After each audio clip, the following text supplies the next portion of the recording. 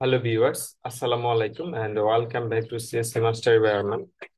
In this lecture, I am going to discuss about phase of project management process. So let's get started. Uh, phase of project management process. এখানে চারটা page নিয়ে কথা বলা হয়েছে সেটা হচ্ছে first হচ্ছে initiation, planning, execution, close down. তো এই এই শব্দগুলা ওয়ার্ডগুলা কিওয়ার্ডগুলা শুনে আমাদের প্রাথমিক যে চিন্তা আসে যে ইনিশিয়েশন মানে একটা প্রজেক্টের ইনিশিয়েশন যে প্রসেস আর কি প্রাথমিক। আর প্ল্যানিং তো বুঝতেছি, প্ল্যানিং করা। এক্সিকিউশন এক্সিকিউশন অর্থাৎ মানে হচ্ছে কোডিং করা, টেস্ট করা, ডিজাইন করা। এখন ক্লোজ ডাউন বলতে আমরা নর্মাল যেটা বোঝা যায় আর কি, সেটা হচ্ছে প্রজেক্টটা ক্লোজ করা অর্থাৎ ফাইনালি মার্কেটে লঞ্চ করা। তো আমরা যেটা আসলে ইনিশিয়ালি আপনি যেটা চিন্তা করতেছেন ওটাই আসলে রাইট। তো আমরা এটা নিয়ে আসলে আর একটু ডিসকাস যদি একটু আলোচনা করি যে ইনিশিয়েশনে আসলে কি কি আছে। তো এখানে একটা চিত্রের মাধ্যমে খুব সুন্দরভাবে বর্ণনা করা আছে, যেটা হচ্ছে চারটা phase: initiation, planning, execution, close down. তো ইনিশিয়েশনে আসলে কি হয় সেখানে হচ্ছে identifying projects, propose, goals, object, scope. অর্থাৎ একটা প্রজেক্টে আপনি ফার্স্ট অফ অল একটা প্রজেক্ট, দ্যাট মিনস প্রকল্প। প্রজেক্ট মানে তো আমরা বুঝি যে প্রকল্প বা যে একটা প্রজেক্ট এমন একটা জিনিস যেটা শুরু আছে এবং শেষ আছে। অর্থাৎ আপনি একটা প্রজেক্ট যদি ধরেন, আপনি একটা সফটওয়্যার ডেভেলপ করবেন, সেটা আপনি শুরু করবেন এবং সেটা আপনি শেষ করবেন, এটা আসলে প্রজেক্ট। এটাই আমরা জানি প্রজেক্টের ডেফিনিশন হিসাবে। তো এখানে বলছে আইডেন্টিফাই প্রজেক্টস প্রপোজ, অর্থাৎ প্রজেক্ট আপনার একটা প্রজেক্টে ঠিক করবেন, গোলস প্রজেক্টের উদ্দেশ্যগুলো ঠিক করবেন, অবজেক্টিভ, স্কোপ প্রজেক্টের পড়ে দিয়ে এই প্রজেক্ট আসলে কত বড় হতে পারে চিন্তা করার যে বিষয়টা আর কি। দেন হচ্ছে মেইন আইডিয়া, ইভালুয়েট ফর ফেসিবিলিটি। অর্থাৎ এই প্রজেক্টটা যে আপনি করবেন বা এটা আসলে বাস্তবসম্মত কিনা, বা এটা দিয়ে আসলে কি হবে, কি করবেন, বা এটা ফিউচার কি হবে, এটা দিয়ে মানুষ কিভাবে উপকৃত হবে সেটা। বেসিক অ্যাপ্রুভাল, অর্থাৎ বেসিক যে অ্যাপ্রুভাল গুলা, এটা আসলে বৈধতাও বুঝে কাইন্ড অফ আপনার এটা আসলে কি আহ কোনো অবৈধ সফটওয়্যার হবে কিনা, আহ, বা এক কথায় প্রকল্পের অ্যাপ্রুভ আর কি, এটা এটাই বলা যেতে পারে। বা আরেকটু যদি আপনি আরেকটু যদি ইজিলি বলতে চান, প্রাথমিক যে অনুমোদন নেওয়া হয় একটা প্রজেক্ট করার জন্য, প্রাথমিক সবকিছুর একটা অনুমোদনের একটা বিষয় আছে।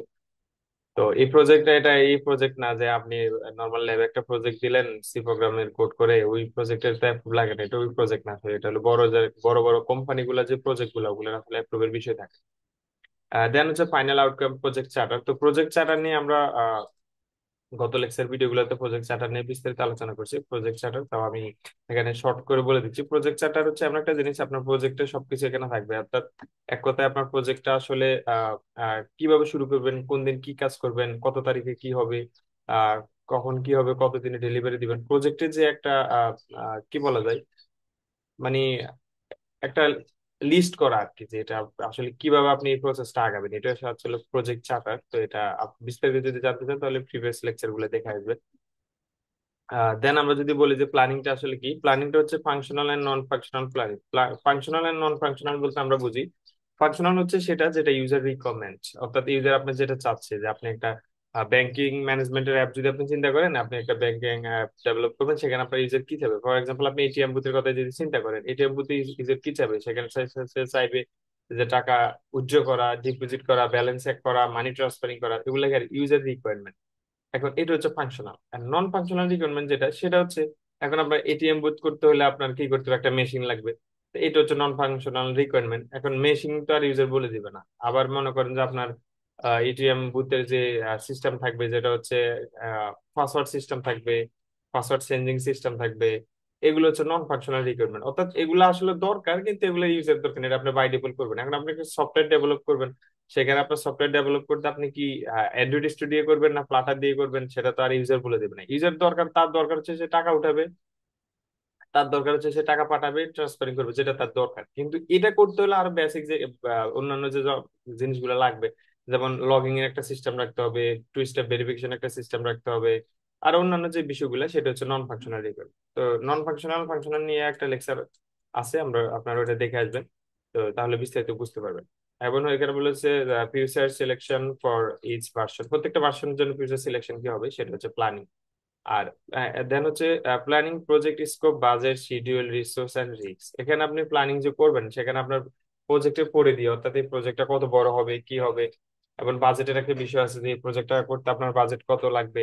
এবং হচ্ছে শিডিউলিং, রিসোর্স আছে কিনা, পর্যাপ্ত রিসোর্স আপনার আছে কিনা প্রজেক্টটা করার জন্য, এবং রিস্ক কতটুকু হতে পারে এই প্রজেক্ট আপনি করলেন। দেখা গেল আপনি একটা ব্যাংকের জন্য একটা ব্যাংকিং ম্যানেজমেন্ট সিস্টেম করলেন, কিন্তু ব্যাংকে দেখা গেল যে কেউ একজন থেকে আরেকজনের টাকা নিয়ে যাইতেছে, এরকম রিস্ক। এটা হচ্ছে অ্যাকচুয়ালি রিস্ক আর কি। তো এগুলো আপনি অ্যানালাইসিস করবেন যে কতটুকু রিস্ক আছে।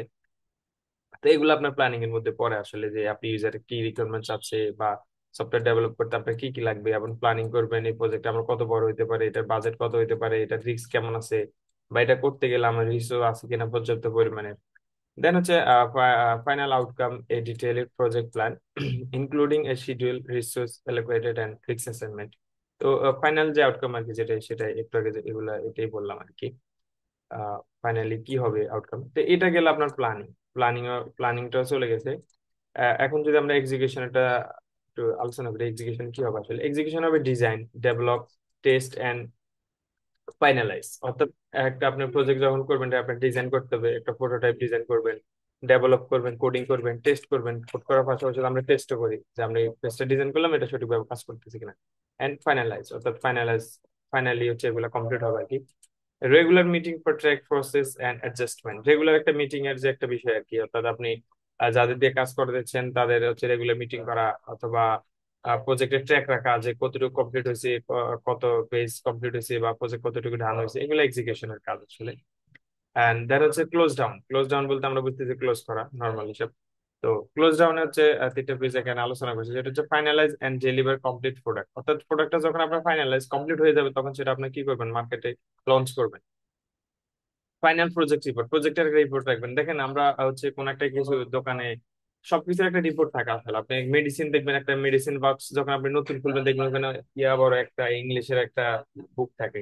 আবার আপনি যখন কোন একটা কিছু কিনেন, কোন একটা ল্যাপটপ কিনেন বা কোন একটা ইলেকট্রিক ডিভাইস কিনেন, সেখানে কিন্তু আপনার একটা বই দেওয়া হয়। ওই ম্যানুয়াল গুলো যদি আমরা ডিসক্যাপ দেখি না, আসলে ওইটা হচ্ছে আসলে প্রজেক্ট রিপোর্ট। তো hand cover and maintenance team, তো মেনটেনেন্স একটা টিম থাকে যেটা প্রজেক্ট মেনটেন্স করে, যে কোথাও প্রবলেম হচ্ছে কিনা, কোথাও কোনো improve করা লাগবে কিনা। তো এই ছিল আসলে basic 4 page of project planning. এটাই page of project management process, এই সাইটটা।